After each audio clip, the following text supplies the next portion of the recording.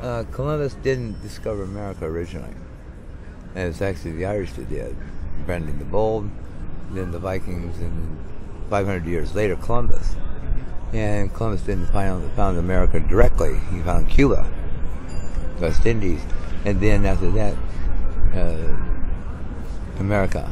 You know, later on. But the Vikings came from Scandinavia. From the Aryan race came from Pakistan and so forth, Iran. But then the Caucasians came from Caucasian mountains, and there's so much to tell. You know. So why do you think Columbus became so one of my ancestors was Ragnar Harrybreaks of Vikings, and he was thrown into a pit with a bear, and he ripped him, killed him. The bear killed the bear. If you read the Elder, I'm an Odinic priest, and Snorri Sturluson and Even Fadden, there's a movie called The 13th Warrior, and if you watch The 13th Warrior, you can actually see Viking history as it was made then from Even Fadden, Arab scholar that wrote about the travels through the steppes and down to the sea, where the Varangian Guard became guards of Constantinople. And in Santa Sofia, there's actual ruins in the balustrade. You can see it says Olaf was here. And then the stone here, Kensington Runestone, is real. It's not a fake. And it's the Knights Templar that did it. But in Viking script, there's a certain like this, and it has like the extra like this on it, which is a Masonic or Knights Templar symbol. And I've been to, there's a place in Oklahoma called Heavener, Oklahoma, that has actual runestones there. It's full of rattlesnakes, called Valley of the Gnomes. It's in a book called Weird America.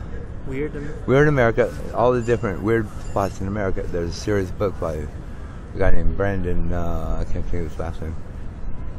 But there are the little spots, there's like the Oregon Vortex, there's a hole in Missouri where you can actually, it's called the Gates of Hell. You can go drop a stone in and you don't hear it. It never hits the bottom. So, but there's sounds that come out like voices from hell. And my dad was raised in Aurora, Missouri, and Jesse James, so forth there. Ancestors were here right after George Washington became president. And the first crop was marijuana for King George's ships. You know, the British fleet. And the pants and the Revolution and so forth, so on, is made from hemp.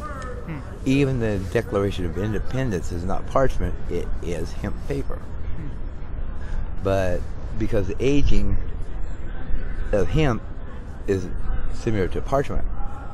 But in the old days, they used to have, you know, when they pressed paper and made paper like this, they put the hemp in it like this and made parchment.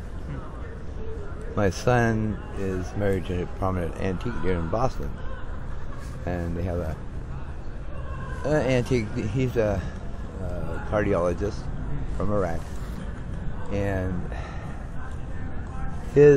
my kid, didn't know what Vietnam was like.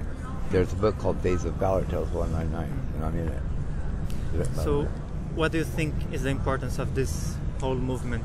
It came back to the anti-war, the peace movement that started Vietnam. I started at Woodstock. About 6 months later, I was in Vietnam. Got my draft card. Were you there participating? Oh yeah. From the beginning to the end. Jimi Hendrix, Santana, everybody.